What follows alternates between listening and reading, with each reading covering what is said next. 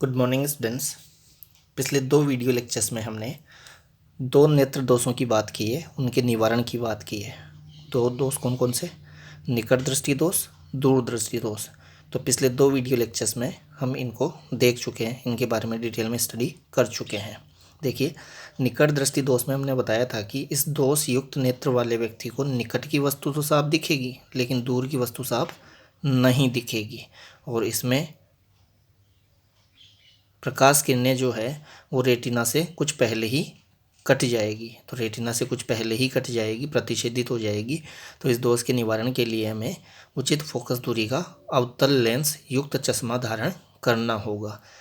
क्यों? क्योंकि अवतल लेंस जो है प्रकाश किरणों को थोड़ा अपसरित करके, थोड़ा फैलाकर नेत्र में प्रवेश करवाता है, जिससे अब वो रेटिना के पहले कटने की बजाय रेटिना पर जाकर ही कटती है, प्रतिच्छेदित होती है। क्लियर बात? दूर दृष्टि दोष में हमने कहा था कि इस दोष युक्त नेत्र वाले व्यक्ति को दूर की वस्तु तो साफ दिखती है, लेकिन निकट की वस्तु अर्थात 25 सेंटीमीटर दूरी पर रखी हुई वस्तु स्पष्ट दिखलाई नहीं पड़ती। और इस दोष में हमने कहा था कि इस दोष में प्रकाश किरणें जो है, वस्तु से आने वाली प्रकाश किरणें रेटिना के पीछे किसी बिंदु पर जाकर प्रतिच्छेदित होती है। पीछे किसी बिंदु पर जाकर प्रतिच्छेदित इसलिए होती है क्योंकि नेत्र लेंस जो है वो वस्तु से आने वाली प्रकाश किरणों को उतना अभिसरित नहीं कर पाता है कि वे रेटिना पर फोकसित हो जाए, थोड़ा कम अभिसरित करता है। तो हमें क्या करना होगा? उसको थोड़ा और अभिसरित करने के लिए, ताकि वो रेटिना पर कटे, रेटिना के पीछे नहीं, हमें एक उत्तल लेंस चश्मे में धारण करना होगा। तो एक उचित फोकस दूरी का उत्तल लेंस चश्मे में धारण करके हमने दूरदृष्टि दोष का निवारण किया था। उत्तल लेंस इसलिए क्योंकि उत्तल लेंस जो है नेत्र में प्रवेश करने से पहले प्रकाश किरणों को थोड़ा अभिसरित कर देगा। तो अब उसको थोड़ा अभिसरित नेत्र लेंस कर लेगा और फाइनली वो रेटिना पर जाकर प्रतिच्छेदित हो जाएगी, रेटिना पर जाकर मिल जाएगी और रेटिना पर स्पष्ट प्रतिबिंब बन जाएगा। क्लियर बात? तो इसके निवारण के लिए हमने अवतल लेंस यूज में लिया था, इसके निवारण के लिए हमने उत्तल लेंस यूज में लिया था। इसको अवतल लेंस युक्त चश्मा धारण करना होगा, इसको उत्तल लेंस युक्त चश्मा धारण करना होगा। अब आज के इस वीडियो लेक्चर में हम देखेंगे जरा दूरदृष्टि। तो देखिए, इसमें भी नाम आया है दूरदृष्टि, तो ये भी एक प्रकार का दूरदृष्टि दोष ही होता है। ये भी दूरदृष्टि दोष ही है, लेकिन ये ज़्यादा एज वाले व्यक्तियों में होने वाला दूरदृष्टि दोष है। इन दोनों दूरदृष्टि दोष में डिफरेंस क्या है? इनके उत्पत्ति के कारणों में डिफरेंस है। इसकी उत्पत्ति का कारण हमने क्या बताया था? देखिए, मैं दूरदृष्टि दोष की बात करता हूँ पहले, क्योंकि दूरदृष्टि दोष ही है ये भी, तो इसमें वही प्रॉब्लम्स होगी जो कि दूरदृष्टि दोष में है। हाँ, उत्पत्ति के कारण दोनों के अलग अलग होंगे। इस दूरदृष्टि दोष में हम क्या बताते हैं? निकट की वस्तु साफ नहीं दिखती है, इसको दूर की वस्तु तो साफ दिखती है। तो जरा दूरदृष्टि में भी ऐसा ही होगा। जरा दूरदृष्टि में किसी वृद्ध व्यक्ति को, किसी ज़्यादा एज वाले व्यक्ति को दूर की वस्तु तो साफ दिखेगी, लेकिन पास की वस्तु साफ नहीं दिखेगी। इट मीन्स उसका निकट बिंदु नेत्र से 25 सेंटीमीटर की दूरी पर नहीं होगा, 25 सेंटीमीटर से ज़्यादा दूरी पर होगा, जैसे 150 centimetre, 200 centimetre, 250 centimetre. It means निकट बिंदु नेत्र से स्पष्ट दृष्टि की न्यूनतम दूरी 25 सेंटीमीटर पर न होकर 25 सेंटीमीटर से थोड़ा ज़्यादा दूर होगा। इसमें भी हम ऐसा ही बताते थे दूरदृष्टि दोष में भी। देखिए, दूरदृष्टि दोष में आपको दिखाता हूँ। दूरदृष्टि दोष में भी हम ऐसा ही बताते थे कि दूरदृष्टि दोष युक्त नेत्र वाले व्यक्ति को नेत्र से 25 सेंटीमीटर दूरी पर स्थित वस्तु जो है वो स्पष्ट नहीं दिखेगी, क्योंकि 25 सेंटीमीटर दूर स्थित वस्तु से आने वाली प्रकाश किरणों को ये रेटिना से पीछे फोकसित करवाता है। लेकिन रेटिना से पीछे फोकसित करवाने के कारण हमने यहाँ क्या बताए थे? कारण हमने बताए थे कि या तो नेत्र गोलक का आकार घट जाए, या इस उत्तल लेंस की, इस नेत्र लेंस की फोकस दूरी बढ़ जाए। तो हमने दो कारण बताए थे मुख्य दूरदृष्टि दोष के। दो कारण क्या बताए थे? या तो नेत्र गोलक का आकार घट जाए या नेत्र लेंस की फोकस दूरी बढ़ जाए। तो ये उत्पत्ति के कारण बताए थे हमने दूरदृष्टि दोष के। लेकिन जरा दूरदृष्टि दोष जो है उसकी उत्पत्ति के कारण इससे अलग है। इसकी जरा दूरदृष्टि दोष की उत्पत्ति का कारण है पक्षमाभी पेशियों एवं नेत्र लेंस के लचीलेपन का घट जाना। इट मीन्स नेत्र की समंजन क्षमता का घट जाना, नेत्र की समंजन क्षमता का घट जाना, ये कारण है जरा दूरदृष्टि का। जैसे जैसे एज बढ़ती जाती है, उम्र बढ़ती जाती है, वैसे वैसे पक्षमाभी पेशियों की सक्रियता घटती जाती है, पक्षमाभी पेशियों का लचीलापन घटता जाता है, लेंस नेत्र लेंस जो है उसका लचीलापन भी घटता जाता है। तो जब हम वस्तु को दूर से नेत्र की ओर लाते जाते हैं, पास लाते जाते हैं, पास लाते जाते हैं, पास लाते जाते हैं, तो देखिए हमने कहा था कि जब दूर से पास लाते हैं हम वस्तु को, जब दूर से हम वस्तु को पास लाते जाते हैं निकट बिंदु तक, कहाँ तक, निकट बिंदु तक, तो बिंब की स्थिति के अकॉर्डिंग, वस्तु की नेत्र के सम्मुख स्थिति के अकॉर्डिंग ये जो नेत्र लेंस है अपनी वक्रता को बढ़ाकर अपनी फोकस दूरी को कम करके उस बिंब से आने वाली प्रकाश किरणों को रेटिना पर ही फोकसित करवाने की क्षमता रखता है। उसी को तो हमने समंजन क्षमता कहा था।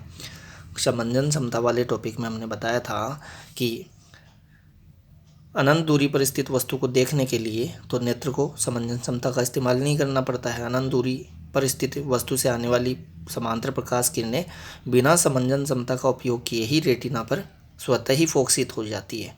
लेकिन जब हम वस्तु को नेत्र की ओर लाते हैं तो नेत्र की ओर लाएंगे तो ये नेत्र लेंस अपनी वक्रता को बढ़ाकर अपनी फोकस दूरी को घटाता है, और वो घटाता इसलिए है ताकि प्रतिबिंब अब भी रेटिना पर ही बने, अब भी रेटिना पर ही बने। लेकिन वस्तु को हम पास लाते जा रहे हैं, लाते जा रहे हैं, लाते जा रहे हैं, लाते जा रहे हैं, ये जो नेत्र लेंस है इसकी वक्रता बढ़ती जा रही है, बढ़ती जा रही है, बढ़ती जा रही है, फोकस दूरी घटती जा रही है, घटती जा रही है, घटती जा रही है। लेकिन इसकी भी एक सीमा है, इसकी वक्रता की बढ़ने की, इसकी फोकस दूरी की घटने की भी एक सीमा होती है। उस सीमा के पश्चात ये अपनी वक्रता को और अधिक नहीं बढ़ा सकता, अपनी फोकस दूरी को और अधिक नहीं घटा सकता।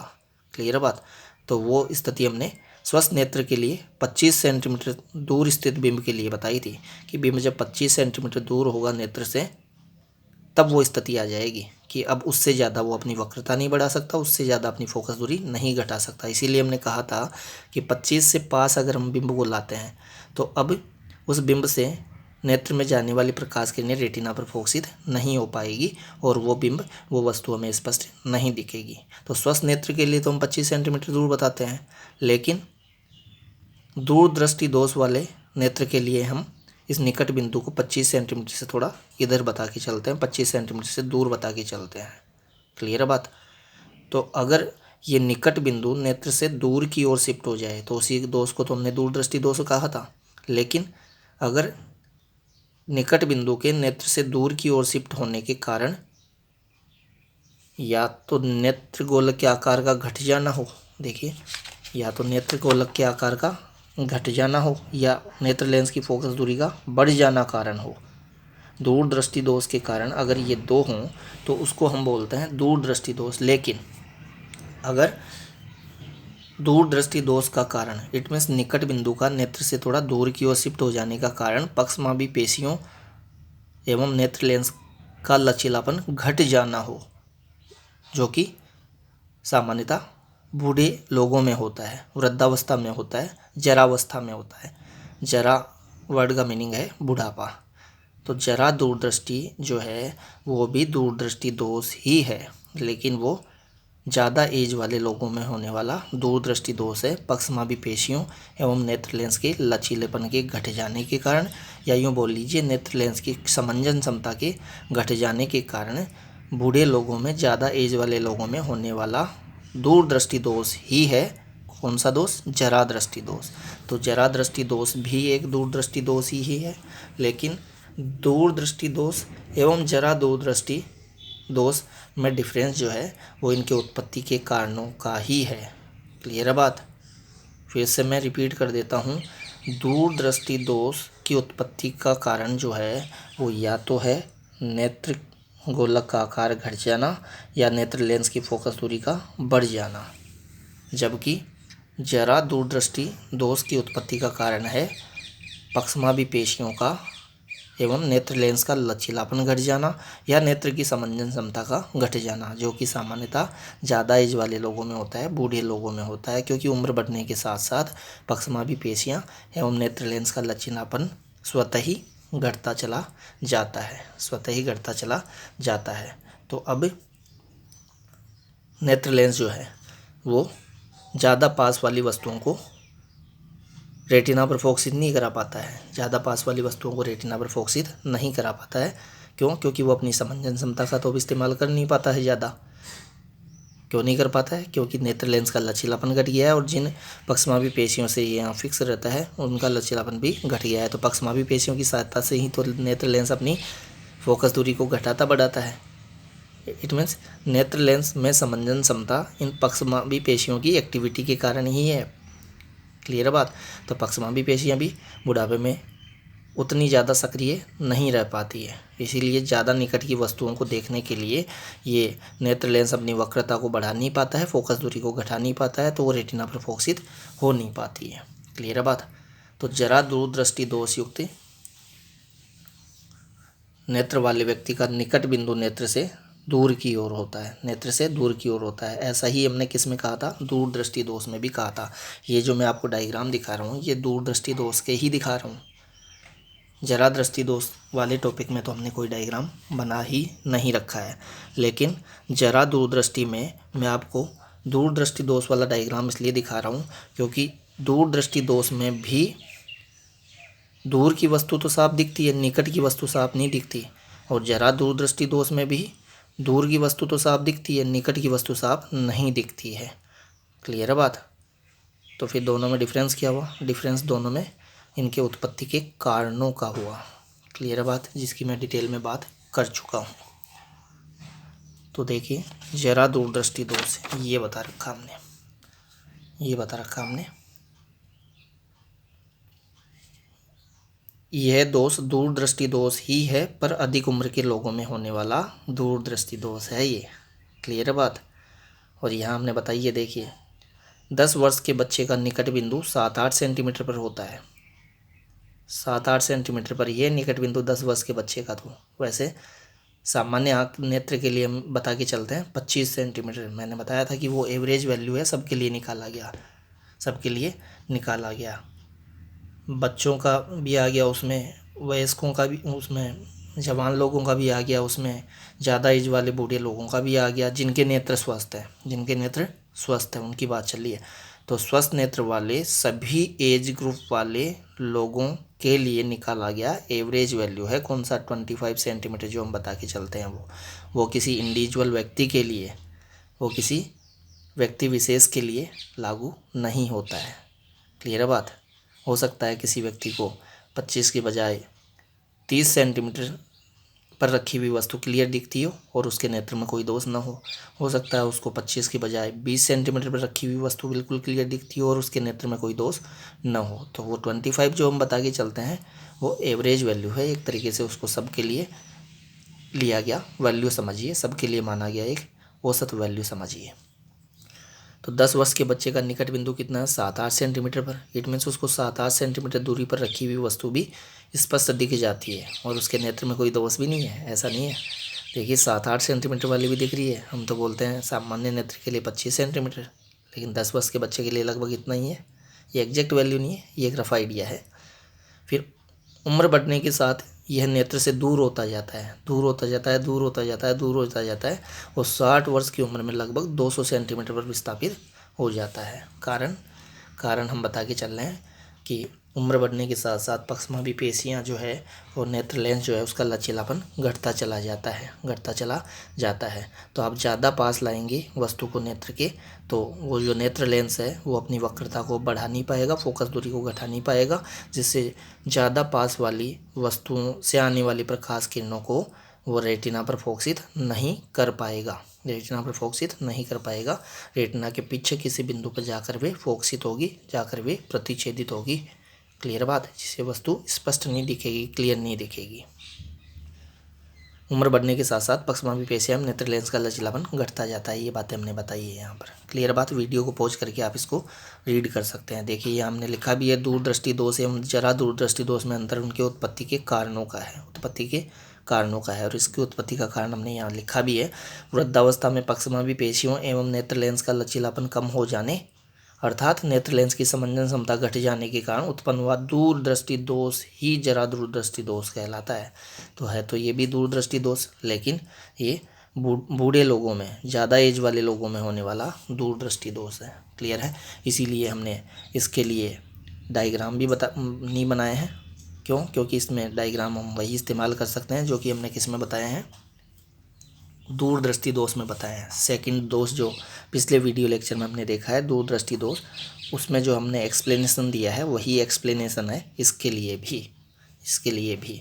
डिफरेंस जो है उत्पत्ति के कारणों का है, जिसकी हमने डिटेल में बात कर ली है। इसीलिए मैंने इस टॉपिक को एक्सप्लेन करने के लिए भी आपको जो डायग्राम दिखाए हैं वो दूरदृष्टि दोष वाले ही दिखाए हैं। पिछले वीडियो लेक्चर में जो हमने सेकंड दोष देखा था, दूरदृष्टि दोष, उसी के डायग्राम आपको दिखाए हैं। क्लियर है।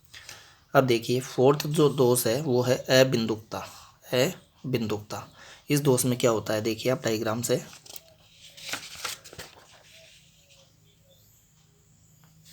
इस दोष युक्त नेत्र वाले व्यक्ति को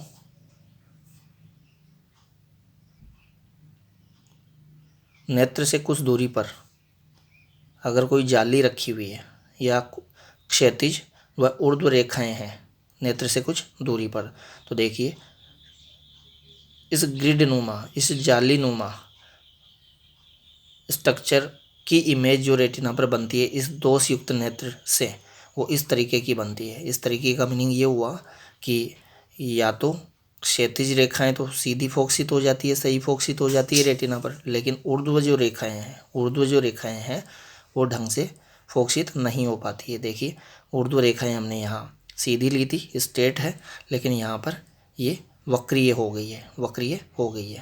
तो या तो ऊर्ध्व वाली रेखाएं ढंग से फोकसित नहीं हो पाती, ठीक से फोकसित नहीं हो पाती रेटिना पर, क्षैतिज वाली फोकसित हो गई है सही, लेकिन ऊर्ध्व वाली फोकसित नहीं हुई है। या ऐसा भी हो सकता था कि ऊर्ध्व वाली स्ट्रेट फोकसित हो जाती, सही फोकसित हो जाती, लेकिन क्षैतिज वाली सही फोकसित नहीं होती। क्लियर बात। तो ये दोष कब उत्पन्न होता है, ये दोष तब उत्पन्न होता है जब कॉर्निया की गोलाई अनियमित हो जाए। कॉर्निया हम गोलीय शेप में बता के चलते हैं, तो कॉर्निया की गोलाई अनियमित हो जाए, इट मीन्स वो पूर्ण रूप से गोलीय शेप में न रहे किन्हीं कारणों से, कॉर्निया। तो उस केस में जो प्रतिबिंब बनता है उसमें या क्षैतिज रेखाएं रेटिना पर सही ढंग से फोकसित हो जाती है तो ऊर्ध्व रेखाएं सही ढंग से फोकसित नहीं हो पाती, या ऊर्ध्व रेखाएं सही ढंग से फोकसित हो जाती है रेटिना पर तो क्षैतिज रेखाएं नहीं हो पाती। इट मीन्स किसी एक दिशा की रेखाएं रेटिना पर ढंग से फोकसित हो जाती है तो उस रेखा की लंबवत दिशा वाली रेखाएं रेटिना पर ढंग से फोकसित नहीं हो पाती। कारण देखिए, यह दोष तब उत्पन्न होता है जब कॉर्निया पूर्ण रूप से गोलीय न हो, अलग अलग तलों में उसकी वक्रता अलग अलग हो। अलग अलग तलों में वक्रता अलग अलग होने का मीनिंग, इसका मीनिंग यह है कि या तो उसकी ऊर्ध्व तल में वक्रता ज़्यादा हो क्षैतिज तल की तुलना में, या क्षैतिज तल में वक्रता ज़्यादा हो ऊर्ध्व तल की तुलना में, इन दोनों में से कुछ भी हो। तो उस केस में क्या होगा, देखिए इस दोष युक्त व्यक्ति जब कुछ दूरी पर स्थित क्षैतिज एवं ऊर्ध्व रेखाओं को, जैसे किसी तार की जाली को देखता है तो किसी एक दिशा की रेखाएं रेटिना पर ठीक से फोकसित हो जाती है। जैसे अभी हमने डायग्राम में बताया कि क्षैतिज दिशा वाले तार, तो ये तार की जाली बता के चले तब की बात है, क्षैतिज दिशा वाले जो तार हैं, क्षैतिज जो तार हैं वो तो सही से फोकसित हो गए रेटिना पर, लेकिन ऊर्ध्व जो तार थे जाली में वो सही से फोकसित नहीं हो पाए, वो वक्रीय हो गए।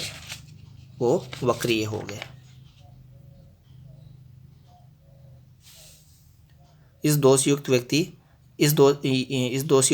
जब कुछ दूरी पर स्थित क्षैतिज एवं ऊर्ध्व रेखाओं को देखता है तो किसी एक दिशा की रेखाएं रेटिना पर ठीक से फोकसित हो जाती है उस दिशा की लंबवत रेखाएं ठीक से फोकसित नहीं हो पाती। हमने बताया क्षैतिज दिशा वाली रेखाएं ठीक से फोकसित हो गई है तो क्षैतिज के लंबवत कौन होता है, ऊर्ध्व दिशा। तो ऊर्ध्व दिशा वाली रेखाएं ठीक से फोकसित नहीं हो पाती, वे विकृत हो जाती है, वक्रीय हो जाती है। जैसे जाली के क्षैतिज तार स्पष्ट एवं सीधे दिखते हैं तो ऊर्ध्व तार वक्रीय विकृत दिखते हैं। इसका उल्टा भी हो सकता है कि क्षैतिज तार जो है वो वक्रीय दिखे, ऊर्ध्व तार सीधे दिखे। वो डिपेंड करेगा कि कॉर्निया जो है उसके कौन से तल की वक्रता ज़्यादा है। क्लियर बात। हो सकता है उसके क्षैतिज तल की वक्रता ज़्यादा हो ऊर्ध्व तल से, या हो सकता है उसकी ऊर्ध्व तल में वक्रता उसकी ज़्यादा हो क्षैतिज तल से। क्लियर है बात। वो उसकी प्रॉब्लम पे डिपेंड करेगा कि कॉर्निया में किस तरीके की प्रॉब्लम क्रिएट हुई है। वीडियो को पॉज करके आप इसको रीड कर सकते हैं। तो ये दोष क्यों उत्पन्न हुआ, कॉर्निया की गोलाई में किन्हीं कारणों से अनियमितता उत्पन्न हो जाए अगर, अनियमितता उत्पन्न हो जाए अगर, इट मीन्स या तो क्षैतिज तल में उसकी वक्रता ज़्यादा हो जाए ऊर्ध्व तल से, या ऊर्ध्व तल में उसकी वक्रता ज़्यादा हो जाए क्षैतिज तल से। क्लियर बात। इट मीन्स अलग अलग तलों में उसकी वक्रता अलग अलग हो जाए तो उस केस में फिर नेत्र से कुछ दूरी पर स्थित क्षैतिज व ऊर्ध्व रेखाओं को अगर वो व्यक्ति एक साथ देखता है तो किसी एक दिशा की रेखाएं ही रेटिना पर नहीं ठीक से फोकसित हो पाती है, उस दिशा की लंबवत दिशा वाली रेखाएं ठीक से फोकसित नहीं आ पाती। जैसे हमने क्षैतिज दिशा वाली ठीक से फोकसित कर दी है, सो क्षैतिज दिशा की लंबवत दिशा अर्थात ऊर्ध्व दिशा वाली रेखाएं ठीक से फोकसित नहीं हो पाई है, वो वक्री हो गई है। क्लियर है बात। तो इस दोष के निवारण के लिए क्या करते हैं, इस दोष के निवारण के लिए बेलनाकार लेंस यूज में लेते हैं, एक बेलनाकार लेंस यूज में लेते हैं, सिलेंड्रिकल लेंस यूज में लेते हैं, जिसको हम सिलेंडरी लेंस भी बोल देते हैं कई बार। इंग्लिश में नाम वैसे सिलेंड्रिकल लेंस होता है लेकिन इसको सिलेंडरी लेंस भी बोल दिया जाता है, बेलनाकार लेंस। तो उचित वक्रता त्रिज्या एवं उचित अक्ष का चयन भी करना पड़ता है कि इसकी वक्रता त्रिज्या कितनी ली जानी है, वो डिपेंड करेगा कॉर्निया की प्रॉब्लम पर। और इसकी अक्ष, इस बेलनाकार लेंस की अक्ष किस दिशा में रखी जानी है, तो वो डिपेंड करेगा कि ये जो कॉर्निया है उसके कौन से तल की वक्रता में परिवर्तन हुआ है, किस तल में इसकी वक्रता ज़्यादा है। क्लियर है बात। तो यहाँ लिखा भी है हमने, इस लेंस की वक्रता त्रिज्या एवं अक्ष दिशा का उचित चयन किया जाता है। इसकी अक्ष की दिशा का भी उचित चयन किया जाना चाहिए कि किस दिशा में इसको रखते हुए धारण करवाना है इस दोष वाले व्यक्ति को। वक्रता त्रिज्या है ही। इस दोष के निवारण के लिए बेलनाकार लेंस प्रयुक्त करते हैं। क्लियर बात। तो जब बेलनाकार लेंस प्रयुक्त करके देखेगा वो इस वायर में, इसको, इस वायर ग्रिड को, तो क्या होगा देखिए, रेटिना पर ठीक से ही फोकसित होगी। ये डायग्राम जो है वो यहाँ रेटिना पर होता है लेकिन यहाँ रेटिना पर हम बना नहीं पा रहे थे, इसलिए इधर बता दिया है, फिर एरो से बता दिया कि ये यहाँ बनेगा, ऐसा ही यहाँ बताया। क्लियर बात। लिखा भी है रेटिना पर बना प्रतिबिंब। तो इस केस में बिना बेलनाकार लेंस के वो देखेगा तो देखिए ऊर्ध्व रेखाएं विकृत दिख रही है, लेकिन बेलनाकार लेंस के साथ देख रहा है तो ऊर्ध्व रेखाएं ठीक हो गई है, इसमें ठीक हो गई है। क्लियर है बात। अब इस बेलन की अक्ष किस ओर रखी जाएगी वो डिपेंड करेगा, मैंने बताया कि कॉर्निया की किस तल की वक्रता ज़्यादा है, किस तल से। हमने बताया था कि अलग अलग तलों में इसकी वक्रता अलग अलग हो जाती है, इसी कारण से ये अबिंदुकता दोष उत्पन्न होता है। तो उसका डिटेल में एनालिसिस किया जाता है, डॉक्टर इसका एनालिसिस करता है कि किस तल में इसकी वक्रता ज़्यादा है, तो उसी के अकॉर्डिंग फिर ये जो बेलनाकार लेंस है इसकी वक्रता त्रिज्या का निर्धारण किया जाता है। इसी के अकॉर्डिंग फिर बेलनाकार लेंस जो है उसकी अक्ष का निर्धारण किया जाता है कि इसकी अक्ष किधर रखते हुए इसको धारण करवाना है इस दोष वाले व्यक्ति को। या हमने बताया कि ये दोष जो है वो निकट दृष्टि दोष व दूरदृष्टि के दोष के साथ भी हो सकता है। इट मीन्स हो सकता है किसी व्यक्ति को निकट दृष्टि दोष भी हो और अबिंदुकता भी हो सकता है किसी व्यक्ति को दूरदृष्टि दोष भी हो और उसके साथ अबिंदुकता दोष भी हो। तो इन दोनों दोषों के साथ भी ये दोष उत्पन्न हो सकता है, उत्पन्न हो सकता है। क्लियर बात। तो इस वीडियो लेक्चर में हमने दो दोषों की बात की है, एक तो जरा दूरदृष्टि और एक अबिंदुकता। जरा दूरदृष्टि हमने बताया कि पक्षमापी पेशियों में नेत्र लेंस के लचीलेपन के घटने के कारण जो दूरदृष्टि दोष उत्पन्न होता है बूढ़े व्यक्तियों में, उसको हमने जरा दूरदृष्टि दोष कहा है।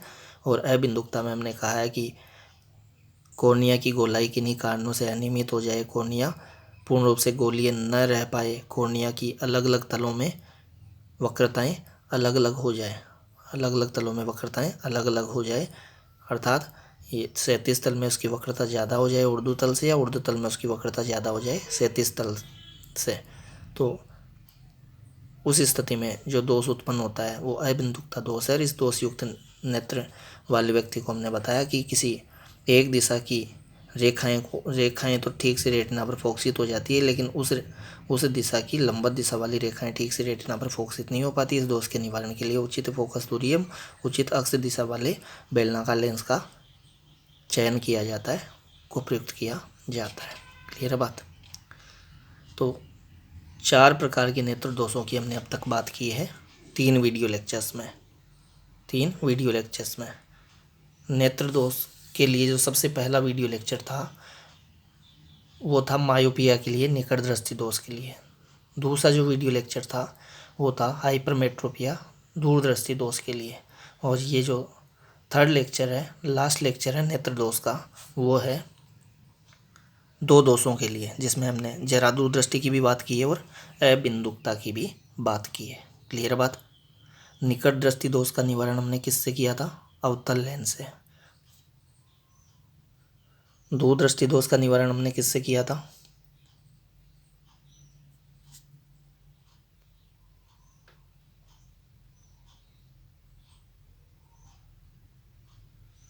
दूरदृष्टि दोष का निवारण किया था हमने उत्तल लेंस से। जरा दूरदृष्टि दोष का निवारण किससे किया? उत्तल से ही, क्योंकि जरा दूरदृष्टि दोष भी है तो दूरदृष्टि दोष ही। ध्यान रखिएगा, ये मैंने बताई नहीं थी अभी बात। जब हमने जरा दूरदृष्टि दोष देखा था तब हमने ये बात नहीं बताई थी कि इसका निवारण कैसे करेंगे। तो इसका निवारण आप ध्यान रखिएगा, उत्तल लेंस से ही किया जाता है। इस दोष के निवारण के लिए भी दूरदृष्टि दोष की भांति उचित फोकस दूरी का उत्तल लेंस प्रयुक्त किया जाता है। क्यों? क्योंकि जरा दूरदृष्टि दोष भी है तो दूरदृष्टि दोष ही। इसमें भी बूढ़े व्यक्ति को, ज़्यादा एज वाले व्यक्ति को नेत्र के निकट की वस्तु ही साफ दिखलाई नहीं पड़ती है। तो जिस तरीके से निवारण हमने दूरदृष्टि दोष का किया था उसी तरीके से निवारण होगा जरा दूरदृष्टि दोष का भी। तो दूरदृष्टि दोष के निवारण के लिए हमने उचित फोकस दूरी का उत्तल लेंस प्रयुक्त किया था, और उत्तल लेंस को प्रयुक्त करने के पश्चात वो प्रकाश किरणें जो कि रेटिना के पीछे फोकसित होती थी वो रेटिना पर ही फोकसित होने लगती थी। तो ऐसा ही इस दोष में भी है। देखिए, उत्तल लेंस को प्रयुक्त करने के बाद में निकट वाली वस्तु से आने वाली प्रकाश किरणें भी रेटिना पर फोकसित होने लगी है, जबकि अगर इसको बिना प्रयुक्त करे सीधे नेत्र से ही देख रहे थे निकट बिंदु पर रखी हुई वस्तु को, तो वो रेटिना के पीछे फोकसित होती थी। क्लियर बात। तो ये लेंस क्या करता है? ये लेंस नेत्र में वस्तु से आने वाली प्रकाश किरणों को प्रवेश से पहले ही थोड़ा अभिसरित कर देता है, फिर थोड़ा अभिसरित ये कर देता है, और फाइनली वो रेटिना पर जाकर मिल जाती है। क्लियर बात। ये इतना अभिसरित नहीं कर पा रहा था नेत्र लेंस कि वो रेटिना पर इनको मिला दे, इसलिए ये रेटिना के पीछे जाकर मिली। अगर ये लेंस इनको थोड़ा ज़्यादा अभिसरित कर देता तो रेटिना पर मिल जाती, लेकिन चूँकि इसमें दोष है इसलिए ये ज़्यादा अभिसरित नहीं कर पा रहा है, इसलिए तो ये रेटिना के पीछे जाकर मिली है। तो अभी ये तो ज़्यादा अभिसरित कर नहीं पाएगा क्योंकि इसमें तो दोष है। तो फिर हमें क्या करना होगा? एक उत्तल लेंस और लगा देना होगा, चश्मे में एक उत्तल लेंस धारण कर लेना होगा उचित फोकस दूरी का। तो ये उत्तल लेंस प्रकाश किरणों को इतना अभिसरित करके आंख में प्रवेश करवाता है कि अब इससे जब अभिसरित होगी तो वो रेटिना पर फोकसित हो जाएगी। अकेला ये रेटिना पर फोकसित नहीं कर पा रहा था, तो हमने इसको एक लेंस का और सहयोग प्रदान कर दिया। ये लेंस हम चश्मे में धारण कर लेंगे। क्लियर बात। तो जो निवारण हमने बताया है दूरदृष्टि दोष का, वही निवारण है जरा दूरदृष्टि का भी। क्लियर बात। तो इसके निवारण के लिए उत्तल लेंस और इसके निवारण के लिए बेलनाकार लेंस, सिलेंड्रिकल लेंस। क्लियर बात। कई बार ऐसा भी होता है कि निकट दृष्टि दोष एवं दूर दृष्टि दोष दोनों एक साथ उत्पन्न हो जाते हैं। निकट दृष्टि दोष एवं दूरदृष्टि दोष दोनों एक साथ उत्पन्न हो जाते हैं किसी व्यक्ति के नेत्र में। तो निकट दृष्टि दोष के निवारण के लिए तो हमने कहा था कि अवतल लेंस युक्त चश्मा धारण करना होगा। इस दोष के निवारण के लिए उत्तल लेंस युक्त चश्मा धारण करना होगा। और अगर ये दोनों दोष एक साथ हो जाए तो या तो वो व्यक्ति 2 चश्मे रखे। एक चश्मा कौन सा? एक चश्मा इस दोष के निवारण के लिए, जिसमें कि कौन सा लेंस होगा? उत्तल लेंस। एक चश्मा इस दोष के निवारण के लिए रखे जिसमें कि उत्तल लेंस प्रयुक्त होगा। जब वो दूर की वस्तुओं को देखे तो वो ये वाला चश्मा लगा ले। इट मीन्स कौन सा? अवतल लेंस युक्त चश्मा धारण कर ले। और वो जब वो पास वाली वस्तुओं को देखने लग रहा है, पास वाली वस्तुओं को देखने जा रहा है, तो उस केस में वो उत्तल लेंस वाला चश्मा धारण कर ले। उत्तल लेंस वाला चश्मा धारण कर ले। दूर की वस्तु को देखने के लिए उत्तल लेंस का चश्मा, पास की वस्तु को देखने के लिए उत्तल लेंस का चश्मा। क्योंकि इस दोष में पास की सांप नहीं दिखती, इसमें दूर की सांप नहीं दिखती है। नाम से उल्टा है। दूरदृष्टि दोष में पास की सांप नहीं दिखती, निकट दृष्टि दोष में दूर की सांप नहीं दिखती। तो दूर की सांप देखने के लिए कौन सा? अवतल लेंस युक्त चश्मा। पास की सांप देखने के लिए उत्तल लेंस युक्त चश्मा। तो या तो 2 अलग अलग चश्मे रखे, या फिर ऐसा कर सकता है कि वो एक ही चश्मे में 2 ग्लास लगवा ले। ऊपर वाला जो ग्लास है वो दूर की वस्तु को देखने के लिए, अर्थात निकट दृष्टि दोष के निवारण के लिए, जिसमें ऊपर वाला ग्लास होगा उत्तल, नीचे वाला ग्लास होगा उत्तल। तो एक ही चश्मे का आधा भाग अवतल, आधा भाग उत्तल। ऊपर वाला भाग अवतल दूर की वस्तु को देखने के लिए, अर्थात निकट दृष्टि दोष के निवारण के लिए, और नीचे वाला भाग उत्तल लेंस का, जो कि पास की वस्तु को देखने के लिए, अर्थात दूरदृष्टि दोष के निवारण के लिए। तो इस तरीके से वो एक ही चश्मे में दोनों लेंस रख सकता है, या 2 अलग अलग चश्मे ही वो रखे। क्लियर बात? ये कब की बात बता रहा था मैं? ये तब की बात बता रहा हूँ जब किसी व्यक्ति के नेत्र में ये दोनों दोष एक साथ उत्पन्न हो जाए।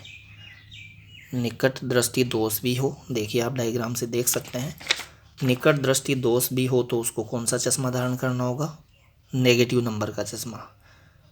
अवतल लेंस का चश्मा किसको देखने के लिए? दूर की वस्तु को क्लियर देखने के लिए। क्लियर बात? दूर की वस्तु चश्मे के कौन से भाग से दिखेगी? जब हम नज़र उठाएंगे तो चश्मे के ऊपर वाले भाग से हमें दूर की वस्तु दिखेगी। इसीलिए मैंने कहा कि दूर की वस्तु को अगर देखना है उसको तो चश्मे के ऊपर वाले भाग में अवतल लेंस लगवा लेगा। कौन सा लेंस? अवतल लेंस लगा होगा चश्मे के ऊपर वाले भाग में। और अगर उसको पास की वस्तु देखनी हो तो, अगर उसको पास की वस्तु देखनी है तो उसको उत्तल लेंस लगवाना होगा। लेकिन पास की वस्तु को देखने के लिए इतना हम जानते हैं कि नज़रें नीचे झुकानी पड़ती है, तो वो चश्मे के नीचे वाले भाग से दिखलाई पड़ेगी।